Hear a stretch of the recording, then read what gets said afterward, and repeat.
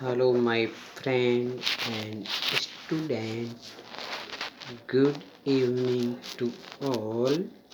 Today, my topic is rapid fire. So, let's get started. Rapid fire, want and wanted to.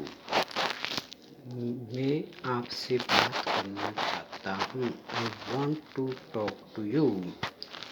मेरी माँ कपड़ा धोना चाहती है.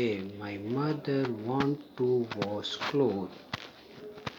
मेरे पिताजी नई कार खरीदना चाहते हैं. My father wants to buy a new car. मैं बाहर जाना चाहता हूँ. I want to go outside.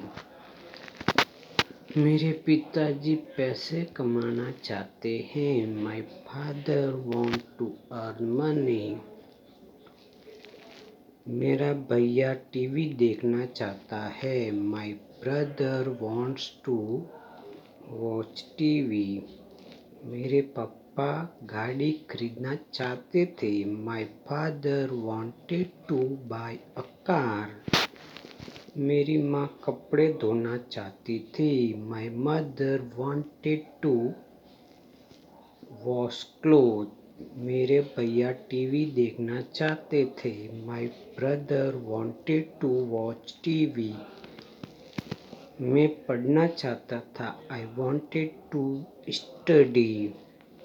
मेरे मामा जी दारू पीना चाहते थे. My maternal uncle wanted to drink alcohol.